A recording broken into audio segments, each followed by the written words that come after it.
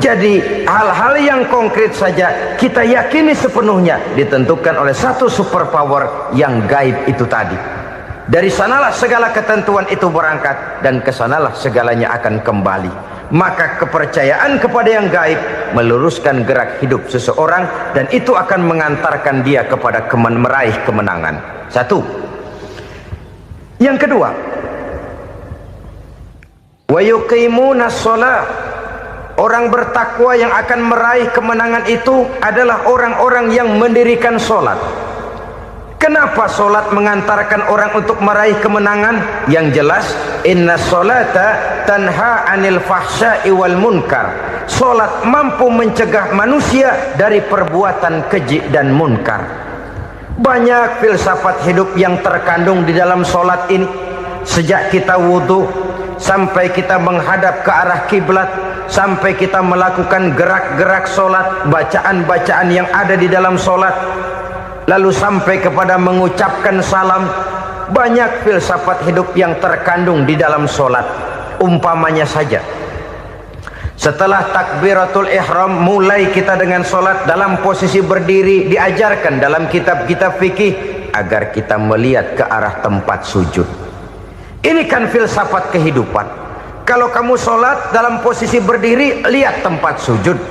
Jangan sholat mata jelalatan, sebab nanti bisa mengurangi kekhusyuan. Jadi wajar kalau yang dikatakan bahwa yang paling afdol adalah shaf yang di depan. Kenapa? Secara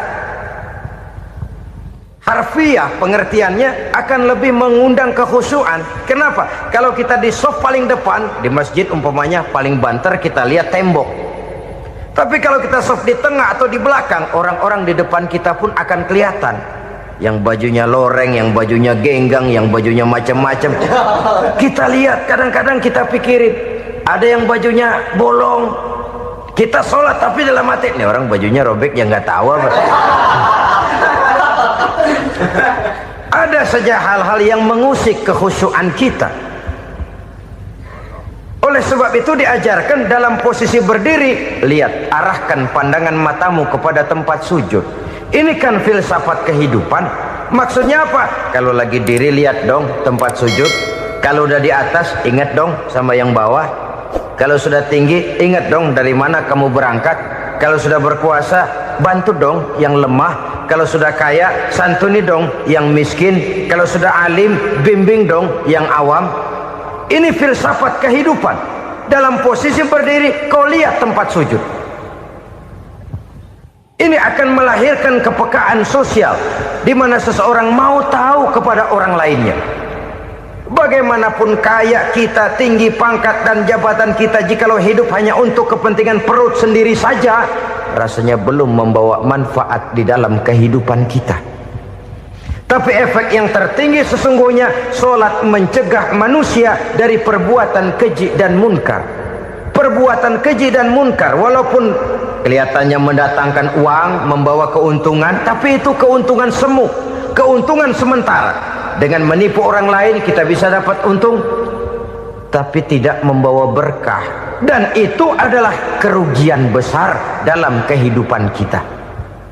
Maka untuk meraih kemenangan harus dimulai dengan membentuk kepribadian yang tegar, memiliki sandaran vertikal yang langsung kepada Allah Subhanahu wa ta'ala, dan itu hanya bisa kita tempuh melalui jalur ibadah formal yang sudah ditentukan Allah, yakni sholat yang 5 waktu. Untuk memperkuat itu ada sholat-sholat sunnah, rawatib, nawafil sebagai terminal-terminal kontrol cadangan untuk memelihara stabilitas temperatur batin di dalam kita berhubungan dengan zat yang maha gaib, yaitu Allah Subhanahu wa ta'ala. Orang sering bertanya, Pak, itu tetangga saya nggak sholat, duitnya nggak habis-habis, Pak. Nggak sholat tapi mobilnya tambah terus, nggak sholat tapi usahanya makin maju. Tapi di sisi lain ada orang yang rajin sholat, rezekinya butak bener. Anaknya mana kurus, mana korengan. Saudara hadirin ma'asyiral muslimin rahimakumullah, harus saya katakan bahwa solat memang bukan untuk cari duit. Solat adalah sandaran vertikal kita kepada Allah. Sedangkan soal rezeki itu berkaitan dengan sifat Allah Maha Pengasih dan Maha Penyayang. Allah Maha Pengasih, siapapun dikasih kalau mau usaha. Allah Maha Penyayang, tidak semua orang disayang oleh Allah Azza wa Jalla. Dan belum tentu banyak harta itu merupakan nikmat. Mungkin juga istidraj. Artinya istidraj itu dikasih tapi diambulin, kalau bahasa Betawinya itu. Dikasih tapi diambulin, itu bukan merupakan nikmat sesungguhnya, lebih merupakan azab dari Allah Subhanahu wa ta'ala.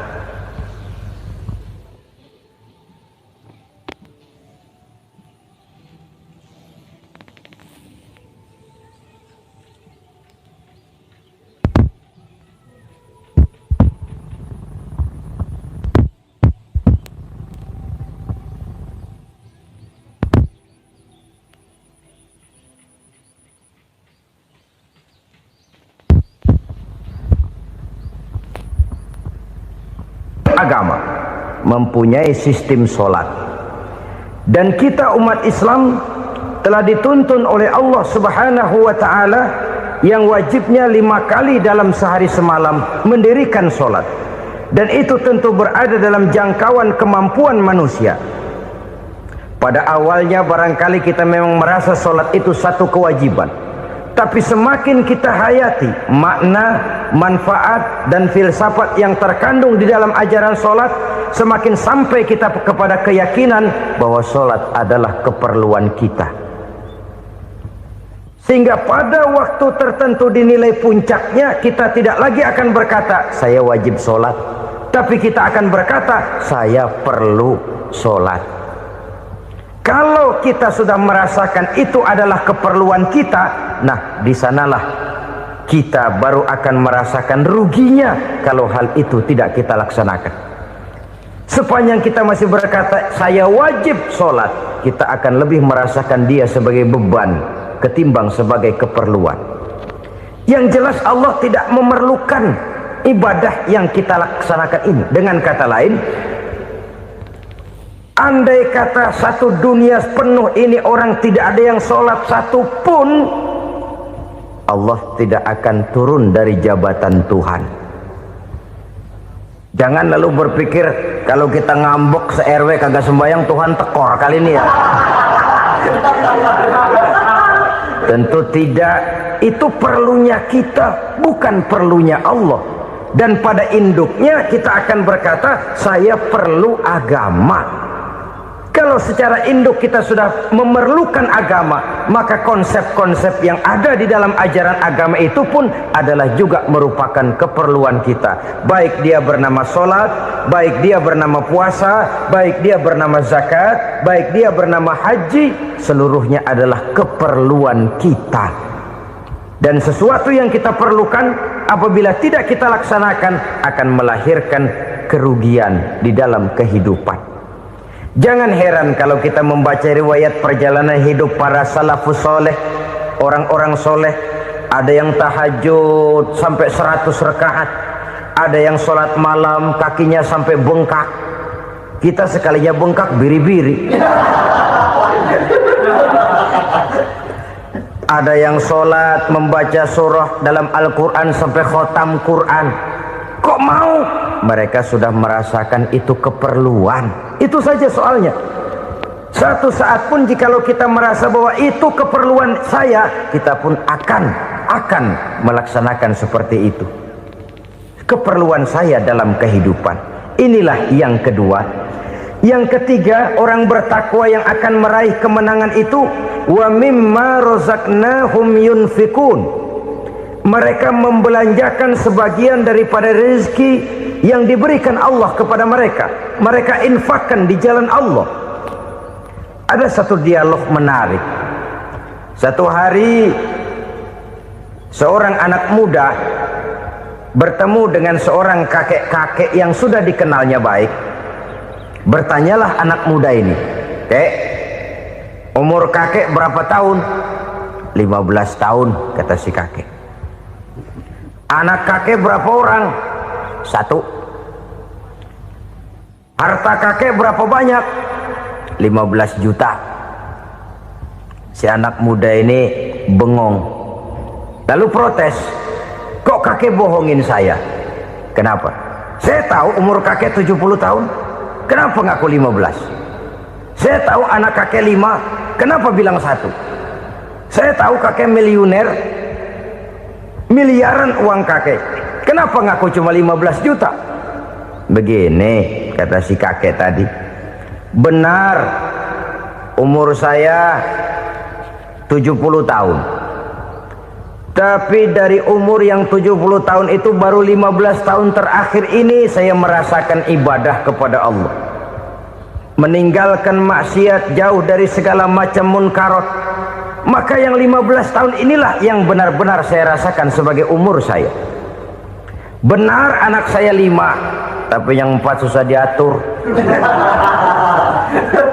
Cuman 1 rasanya nih yang bakal jadi si buah hati, belahan jantung, pelanjut cerita penerus sejarah. Cuma 1 ini yang saya harapkan, yang akan jadi anak soleh, yang akan membuat saya menerima pensiunan pahala. Kalau yang 4 apek dah, nggak ada harapan.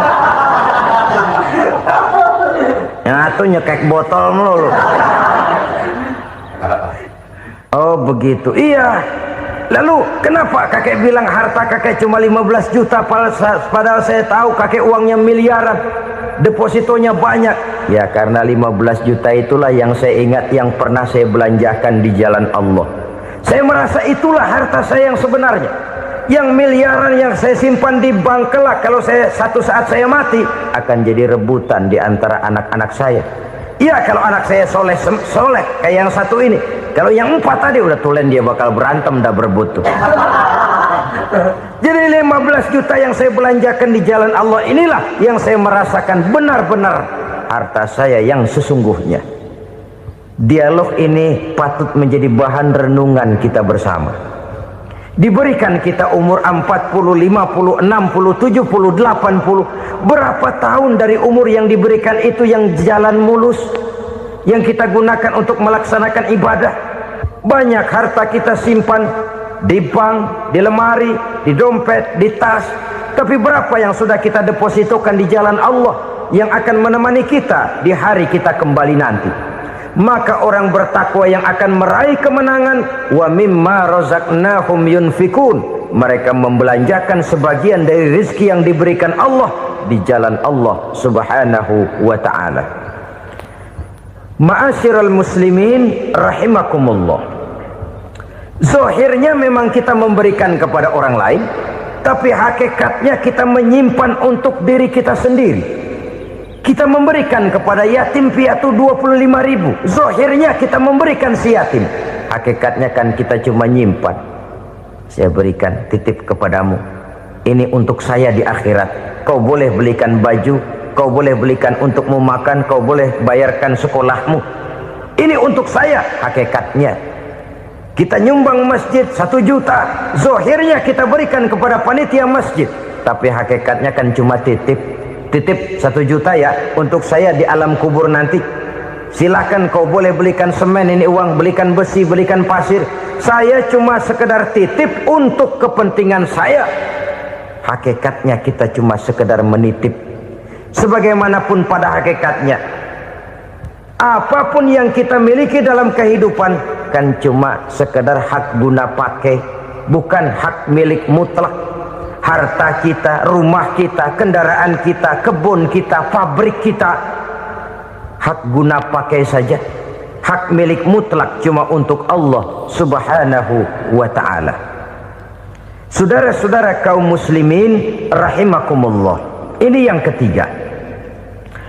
Kemudian yang keempat, orang-orang bertakwa yang akan meraih kemenangan, allazina yu'minuna bima unzila ilaika, mereka yang beriman, mereka yang percaya kepada apa yang telah diturunkan kepadamu Muhammad, ay Al-Quran, yakni Al-Quranul Karim. Setelah percaya kepada yang gaib, mendirikan solat, kemudian menginfakkan sebagian dari rezeki yang diberikan Allah, mereka juga lalu percaya kepada yang diturunkan terhadap Nabi, yaitu tidak lain Al-Quranul Karim. Sekali lagi di sini, percaya bukan hanya sekedar percaya saja, tetapi percaya lalu menjadikan Al-Quran itu sebagai pedoman hidup. Sebab memang Al-Quran itu adalah GBHM, garis-garis besar haluan muslim. Apa yang harus kita lakukan, apa yang harus tidak kita lakukan, bagaimana mestinya kita bertingkah laku dan berbuat, seluruhnya tercantum di dalam Al-Quranul Karim. Itu sebabnya ketika satu hari Aisyah ditanya bagaimana akhlak Rasul, beliau menjawab, kana Rasulullah sallallahu alaihi wasallam khuluquhul Quran. Akhlak daripada Rasulullah tidak lain adalah Al-Quran. Jawaban simpel ini memberikan gambaran bahwa keseluruhan daripada konsepsi Quran sudah diterjemahkan dalam kehidupan Rasulullah sallallahu alaihi wasallam. Karena kita tahu akhlak adalah keseluruhan dari gerak hidup manusia. Sejak ia berpribadi, berumah tangga, bertetangga, bermasyarakat, sampai kepada berbangsa dan bernegara, Al-Quran tetap memberikan sentuhan nilainya. Oleh karenanya, orang-orang yang bertakwa adalah orang-orang yang menjadikan Al-Quran sebagai pedoman dalam kehidupannya. Dan kita yakini Al-Quran diturunkan kepada Nabi Muhammad bukan merupakan produk Nabi Muhammad. Isi dan redaksinya langsung dari Allah Subhanahu wa ta'ala. Kemudian cirinya yang kelima, orang bertakwa yang akan meraih kemenangan itu, wa ma unzila min qablika. Tidak hanya sekedar percaya kepada yang diturunkan terhadap Nabi Muhammad, yaitu Al-Quran, mereka juga percaya kepada apa yang pernah diturunkan kepada para nabi, kepada para rasul sebelum Nabi Muhammad. Percaya kepada adanya suhuf, percaya kepada adanya Taurat, percaya kepada adanya Injil, percaya bahwa Allah dahulunya sudah menurunkan Taurat kepada Musa, percaya bahwa Allah sudah menurunkan Injil kepada Isa, percaya Injil ada, Taurat ada, diturunkan Allah untuk Isa dan Musa, tetapi tidak wajib mengamalkannya karena kita sudah diberikan Al-Quranul Karim. Ini yang perlu saya garis bawahi. Kita percaya Allah telah menurunkan Injil dahulu kepada Isa. Kita percaya bahwa Allah telah menurunkan Taurat dahulunya kepada Nabi Musa. Kadang-kadang ini dijadikan dalih, dikacaukan pengertiannya. Quran saja mengajarkan bahwa orang yang bertakwa harus percaya kepada Injil, maka pakailah Injil. Apalagi kalau ayat sebelumnya ditilap, dihapus, dihilangkan, Injilnya yang ditekankan, maka akan terjadilah penekanan yang salah arah. Karena salah arah akhirnya bisa merusak dan menghancurkan akidah. Ketika Rasul suatu saat pernah ditanya orang, "Ya Rasul, bagaimana sikap kita sebagai muslim terhadap Injil yang ada sekarang?" Beliau menjawab, "La tukadzibuhu jami'an wa la tusaddiquhu jami'an." Jangan didustakan seluruhnya, jangan juga dibenarkan semuanya. Artinya, ini sudah merupakan gambaran dari Rasul bahwa dalam Injil yang ada sekarang masih ada ajaran-ajaran tauhid yang dibawa oleh Nabi Isa dan diajarkan kepada umatnya. Tapi juga dalam Injil yang sekarang ini sudah terkena intervensi dan investasi manusiawi. Karena itu Rasul menyimpulkan, la tukadzibuhu jami'an wa la tusaddiquhu jami'an. Jangan didustakan semua, jangan dibenarkan seluruhnya. Kita memang percaya Allah telah menurunkan Injil kepada Nabi Isa dulu, tapi kita tidak wajib mengamalkan Injil. Kita percaya Allah telah menurunkan Taurat kepada Nabi Musa, tapi kita tidak wajib mengamalkan kitab ajaran Taurat. Yang wajib kita percayai dan kita amalkan hanyalah Al-Quranul Karim. Kenapa? Oleh karena baik yang ada di dalam Taurat, baik yang ada di dalam Injil,